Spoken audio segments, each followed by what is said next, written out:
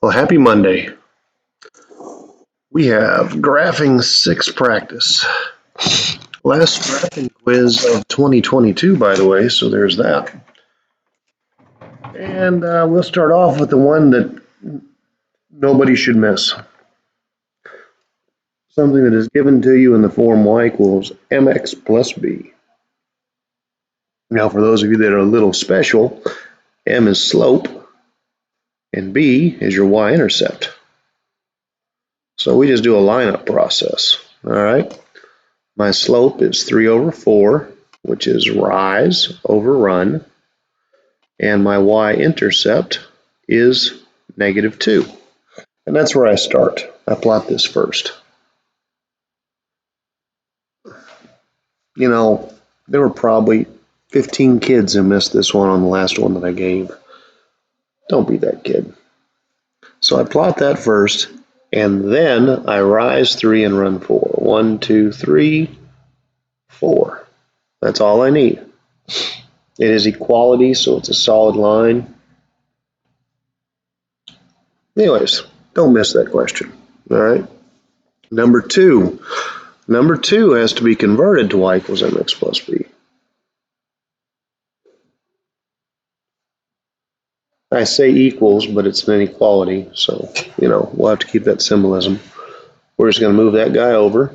3y greater than 5x plus 12. Then we're going to divide by 3. Y is greater than 5/3 x plus 4. So now my slope is 5 over 3, and my y-intercept is 4. Now I'm open holding this. You see that inequality symbol? That's a greater than symbol. That's an open circles. It also means dashed line. And because it's greater, I shade above. So anyways, I plotted 4. Now I'm going to rise 5. 4 plus 5 is 9. And then run 3. I'm going to dash it. A lot of y'all don't do that. And I'm going to shade above. You have to do all that. It's an inequality. That's how they're graphed. That'll take you to a 6 out of 25, I think. 3 is a little bit different than the last ones. Your form for absolute value is A absolute values of x minus h plus k, where your vertex is at hk. And this one's not in that form, so we have to convert to the form. We have to convert to the form. And what I notice that both those pieces are divisible by 3. So I am going to pull the 3. There was already a negative symbol out front. And when I pull a 3 from 3x, I have an x. When I pull a 3 from 6, a -6, I have a -2. And then plus 5. So here's what we have. We have a vertex at 2, 5, because we change and we keep. And we have a slope, and it is kind of slope, equal to -3. By the way, this is absolute value.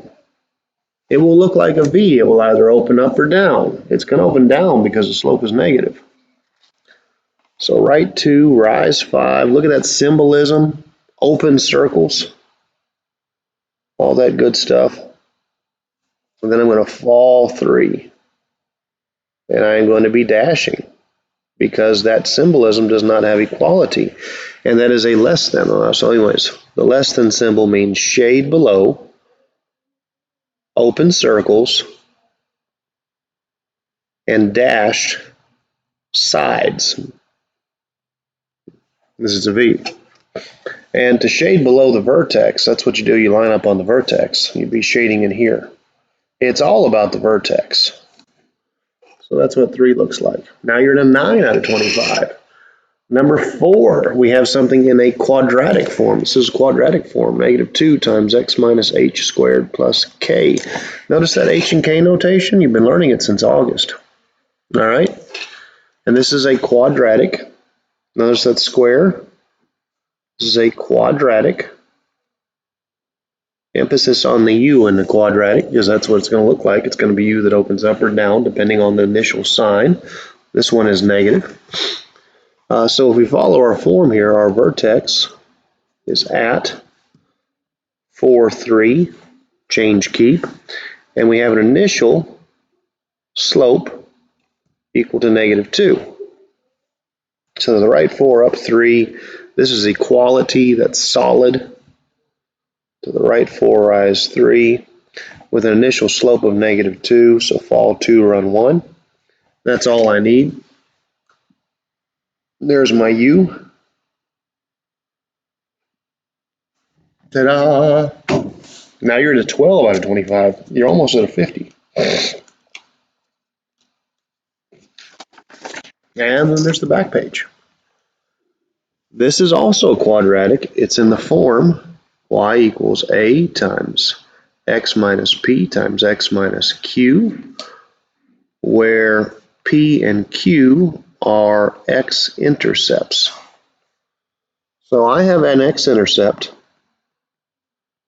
at -3, and don't forget about the 0, because some of y'all were treating -3, 1 as an ordered pair by itself, but it's at -3, 0, and the other one is at +1, 0, because when we leave parentheses, we change signs. So back 3, 0, forward 1, 0. Now, the line of symmetry passes through the middle. So, visually, I didn't design this to be hard. I designed it to be done visually. This happens at x equals -1. So why is that important? It's important because this is where the vertex lies.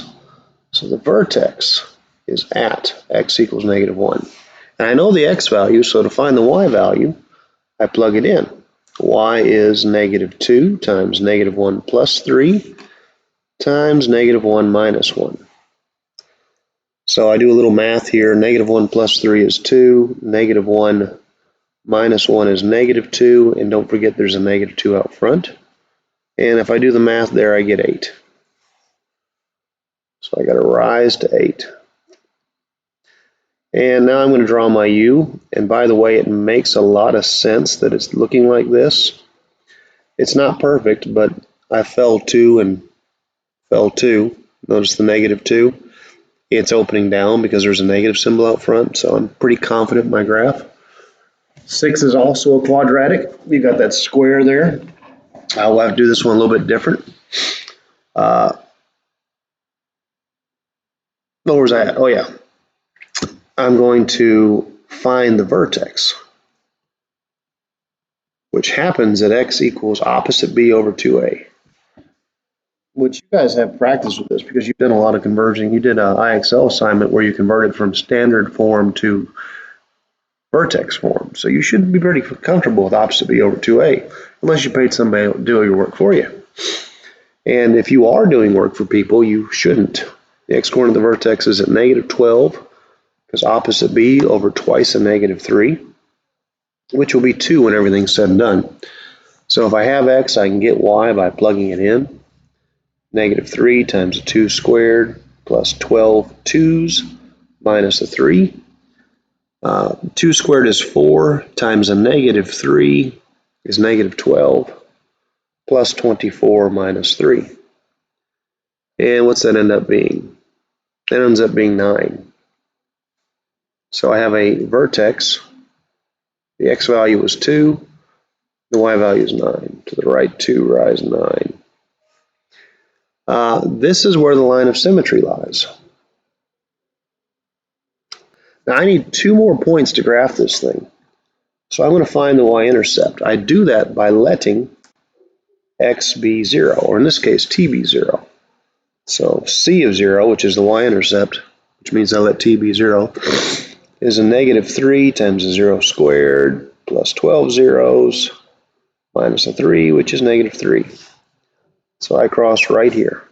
Then I use symmetry to get my other point. This guy was 2 left. There's got to be something 2 right. And there's my 3 points I need to graph my parabola. All right, so now you're at an 18 out of 25. You're getting closer and closer to that perfect score. So here's 7 piecewise graphs. Find the domain of each piece, 1 point each. Negative x squared plus 3, this is part of that graph. All right.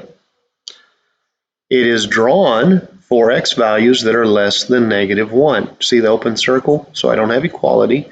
So long as x is less than negative 1, I'm good. That's simple. 2x is the next piece. It is drawn for x values between 1 and 3, but not including the 3. There's equality here. There's a solid dot. There's no equality here. So I am trapped between 1 and 3. Got to have equality on the 1, no equality on the 3. And then the last piece is negative x plus 5. That'd be this guy right here. So long as x is 3 or more, I draw. So x is greater than or equal to 3. So now you're at 21 of 25. I think there's 25. Yeah, there's 25 points on this thing. You have the evaluation, the f of 3. You're supposed to do this with a graph, although you could look above if you knew where to plug it in. It's up to you. But f of 3 means let x be 3. X is 3, find y. That's all it means. So when x is 3, I look at my graph, y is 2. Lots of kids are missing this, and this isn't the stuff you're supposed to miss. F of negative 2, I go back here, and I have to approximate, but it looks to me like it's negative 1. I could plug into my little formula up here, and I would get a negative 1. And then I have f of positive 2. So here's positive 2. It looks to me like the y value is 4. All right, then we got the solve over an interval from negative 1 to 3.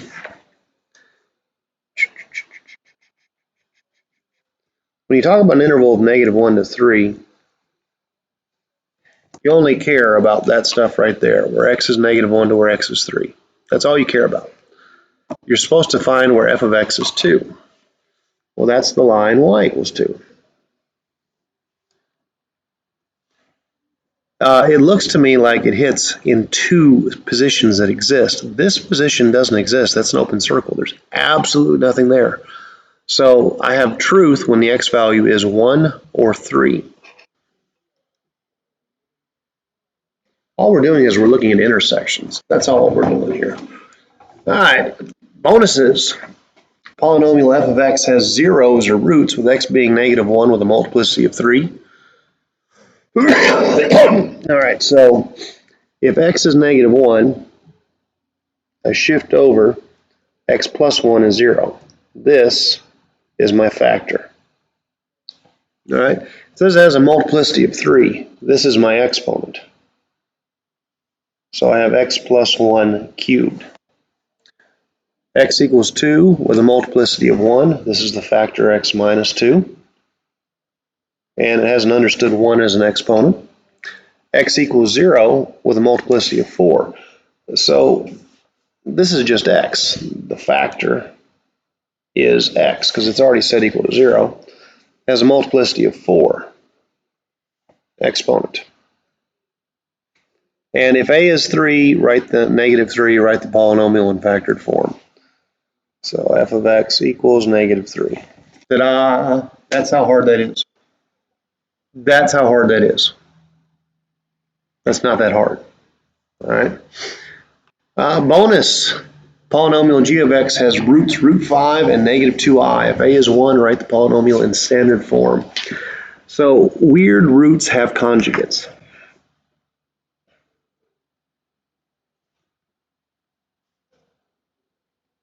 This is how I've always remembered it. Weird roots have conjugates. So if I have a 0 or a root at x equals root 5, there is another at x equals negative root 5. If I have one at negative 2i, if there's one at negative 2i, there is another at positive 2i. That is a complex conjugate, and complex or rational theorem. And it says write this sucker in standard form. I spent too much time writing that right there, so I just need a piece of paper. I can start over. So it says A is 1. Well, we'll call this, it's called g of x. It's an understood 1.